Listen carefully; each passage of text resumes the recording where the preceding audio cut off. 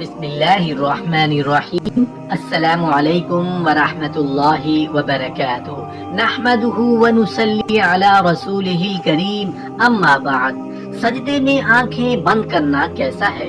نماز کے دوران سجدے میں آنکھیں بند کرنے والوں کے ساتھ کیا ہوتا ہے؟ محترم ناظرین، آج کی اس ویڈیو میں ہم آپ کی توجہ ایک اہم مسئلے کی جانب کروائیں گے کہ کیا نماز میں آنکھیں بند کرنا درست ہے یا نہیں، اور کن حالات میں آنکھیں بند کرنے کی اجازت دی گئی ہے، اور جو لوگ نماز کے دوران سجدے میں آنکھیں بند کر لیتے ہیں ان کے ساتھ کیا ہوتا ہے۔ علماء کرام نے اس حوالے سے کیا دلائل پیش کیے ہیں، ان سب سوالوں کے جواب جاننے کے لیے ویڈیو کو آخر تک ضرور دیکھیے گا۔ محترم ناظرین، دین اسلام کا دوسرا ستون نماز ہے۔ قرآن پاک میں جگہ جگہ ایمان کے بعد سب سے زیادہ ذکر نماز قائم کرنے کا ہے۔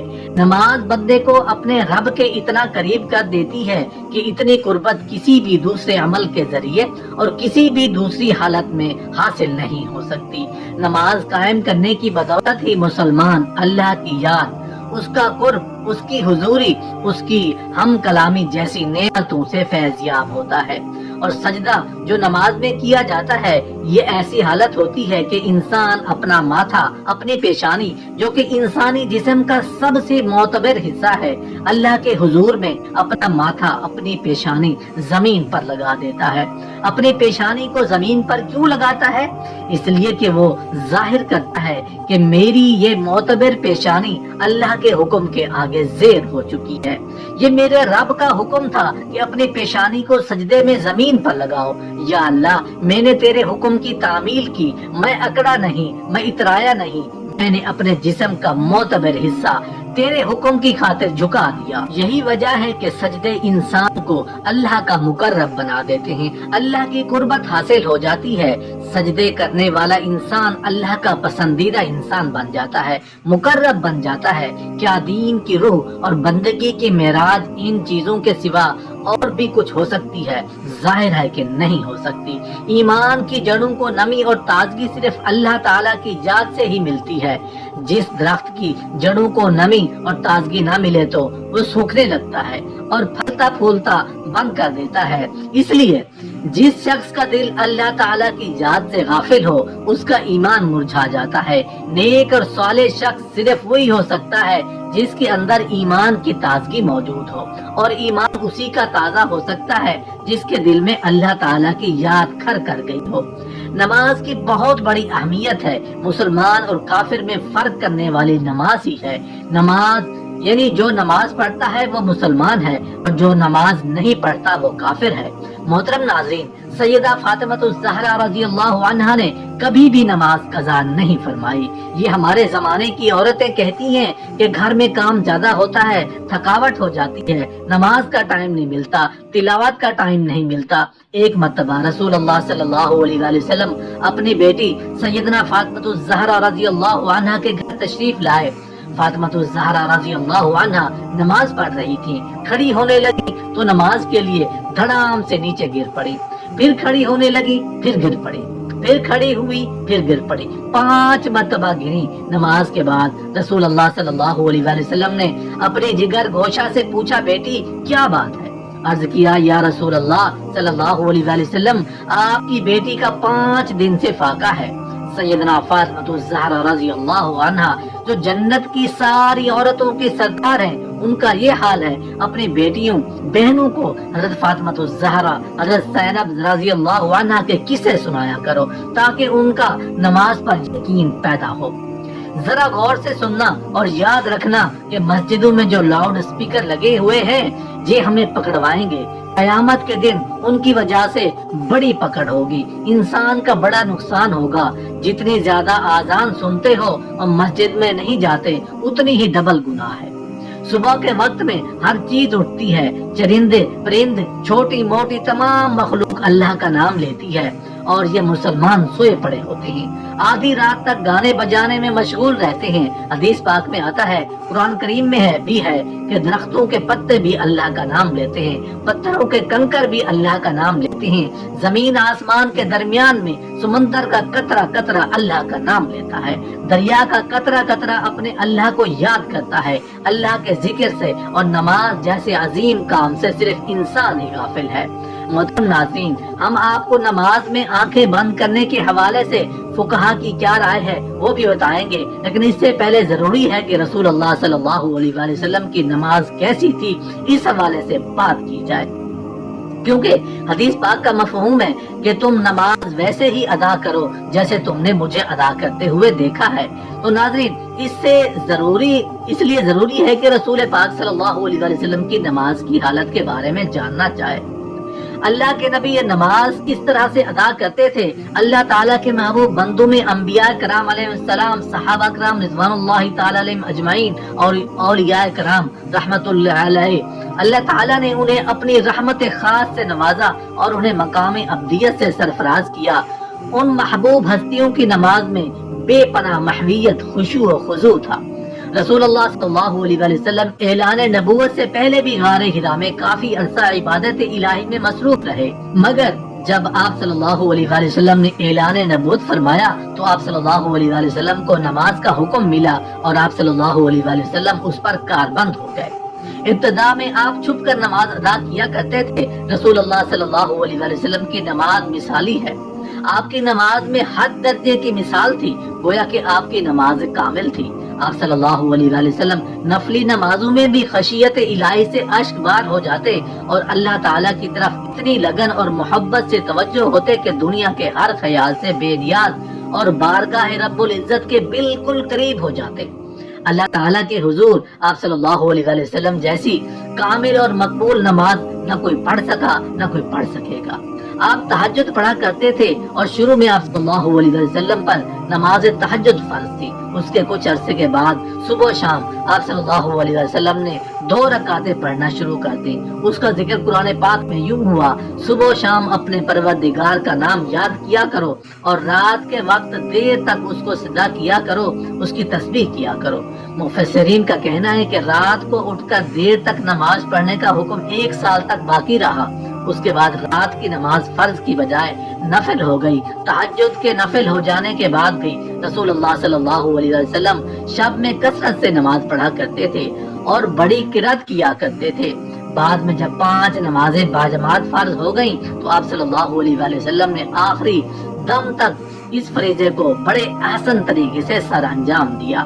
آپ صلی اللہ علیہ وسلم کی نماز میں اتنی عاجزی اور خشوع و خضوع ہوتا کہ اس کی مثال نہیں ملتی۔ بخاری شریف میں ہے کہ ایک بار ایک شخص نے ام المومنین حضرت عائشہ صدیقہ رضی اللہ عنہا سے درخواست کی کہ حضرت محمد صلی اللہ علیہ وسلم کی کوئی عجیب بات جو آپ نے دیکھی ہو بیان کیجیے۔ حضرت عائشہ صدیقہ رضی اللہ عنہا نے فرمایا، رسول اللہ صلی اللہ علیہ وسلم کی کون سی بات عجیب نہ تھی، سبھی باتیں عجیب تھیں۔ چنانچہ ایک شب کا واقعہ ہے کہ رسول اللہ صلی اللہ علیہ وسلم میرے پاس تشریف لائے اور لیٹ گئے، پھر فرمایا مجھے چھوڑ دو، میں اپنے رب کی عبادت کروں گا۔ یہ فرما کر نماز کے لیے کھڑے ہو گئے اور رونا شروع کر دیا، یہاں تک کہ آنسو بہہ کر سینہ مبارک تک آ گئے۔ پھر رکوع کیا اور رکوع میں بھی اس طرح روتے رہے کہ پھر سجدے میں اس طرح روتے رہے۔ اس کے بعد سجدے میں سر اٹھایا تو اس وقت بھی روتے رہے، یہاں تک کہ حضرت بلال رضی اللہ عنہ نے آ کر فجر کی نماز کے لیے آواز دی۔ میں نے عرض کیا، یا رسول اللہ صلی اللہ علیہ وسلم اس قدر روتے ہیں حالانکہ آپ معصوم ہیں۔ رسول اللہ صلی اللہ علیہ وسلم نے فرمایا، کیا میں شکر گزار بندہ نہ بنوں؟ محترم ناظرین، آپ صلی اللہ علیہ وسلم نے نماز کے لیے بہت سی تکالیف بھی برداشت کی۔ بخاری شریف میں ہے کہ ایک دن آپ صلی اللہ علیہ وسلم حرم شریف میں نماز پڑھ رہے تھے اور قریش بیٹھے مذاق کر رہے تھے۔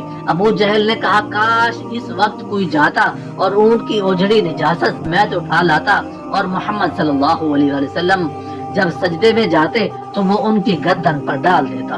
چنانچہ عقبہ نے ابو جہل کی خواہش کے مطابق ایک بڑے اونٹ کی اوجڑی لا کر آپ صلی اللہ علیہ وسلم پر ڈال دی اور آپ کو سخت تکلیف اٹھانا پڑی۔ مسلم شریف میں حضرت حذیفہ رضی اللہ عنہ سے مروی ہے کہ ایک رات مجھ کو رسول اللہ صلی اللہ علیہ وآلہ وسلم کے ساتھ نماز پڑھنے کا اتفاق ہوا۔ رسول اللہ صلی اللہ علیہ وآلہ وسلم نے سورہ بقرہ شروع کی۔ میں نے سمجھا آپ 100 آیتوں تک پڑھیں گے، لیکن جب آپ اس کو پڑھ کر آگے بڑھے تو میں نے دل میں کہا شاید آپ پوری سورت ایک ہی رکعت میں ختم کرنا چاہتے ہیں۔ چنانچہ آپ نے اس سورت کو ختم کیا تو میں نے خیال کیا اب آپ رکوع کریں گے، لیکن آپ صلی اللہ علیہ وآلہ وسلم سورہ آل عمران شروع کر دی اور وہ بھی ختم ہو گئی۔ سورہ النساء شروع کر دی۔ رسول اللہ صلی اللہ علیہ وسلم بہت ٹھہر کر نہایت سکون و اطمینان سے قرات فرما رہے تھے اور ہر آیت کے مضمون کے مطابق درمیان میں تسبیح اور دعا کرتے جاتے۔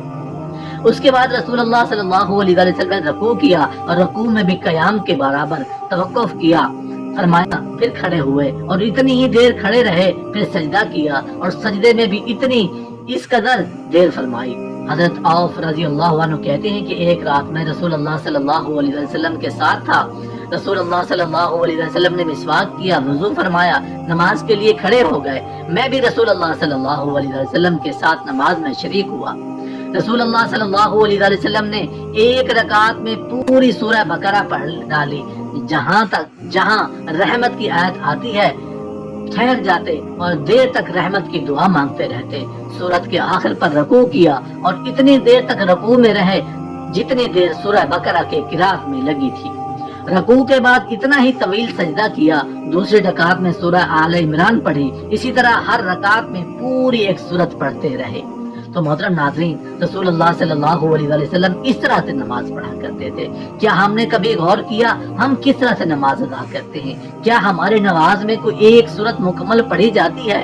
اپنے گریبان میں جھانک کر دیکھیں، پھر آپ کو پتا چلے گا کہ امت محمدی میں پیدا ہونا خوش قسمتی تو ہے، لیکن کیا ہم نے ان کے طور طریقوں کو فالو کیا ہے یا نہیں؟ تو ناظرین، اب بات کرتے ہیں کہ کیا نماز میں آنکھیں بند کرنا صحیح ہے یا نہیں۔ اس حوالے سے فقہا نے کیا فرمایا ہے؟ اہل علم متفقہ طور پر نماز میں بلا ضرورت آنکھیں بند کرنے کو مکروہ کہتے ہیں۔ چنانچہ الروز کے مؤلف نے صراحت کے ساتھ یہ لکھا ہے کہ یہ یہودیوں کا عمل ہے۔ اسی طرح تحفۃ الملوک کے مؤلف نے بھی اس کے مکروہ ہونے کی صراحت کی ہے، لیکن انہوں نے کسی قسم کی ضرورت ہونے یا نہ ہونے کا ذکر نہیں کیا۔ اور کاسانی رحمت اللہ علیہ کہتے ہیں کہ یہ مکروہ ہے کیونکہ یہ سنت سے متصادم ہے، کیونکہ نماز کی حالت میں سجدے کی جگہ پر دیکھنا شرعی عمل ہے، لیز یہ بھی کہ ہر عضو کا عبادت میں حصہ ہے، چنانچہ اسی طرح آنکھوں کا بھی عبادت میں حصہ ہے۔ مراقی الفلاح کے مؤلف نے نماز کے دوران آنکھیں بند کرنے کو مکروہ کہا ہے، تاہم کہیں مصلحت کا تقاضا ہو تو جائز ہے، بلکہ انہوں نے یہ بھی کہا کہ بسا اوقات آنکھیں بند کرنا آنکھیں کھولنے رکھنے سے بہتر ہوگا۔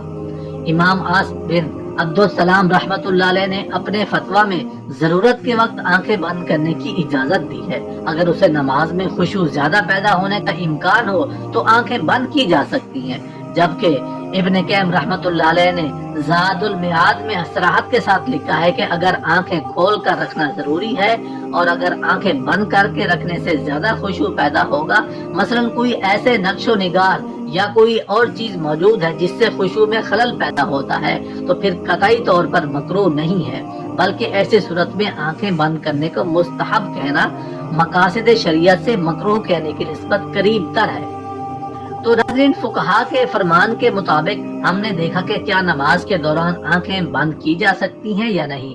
بہرحال بہتر یہ ہے کہ آنکھیں کھول کر نماز پڑھی جائے، کیونکہ نماز پڑھنے کے دوران سجدے کی جگہ پر دیکھنا ضروری ہے۔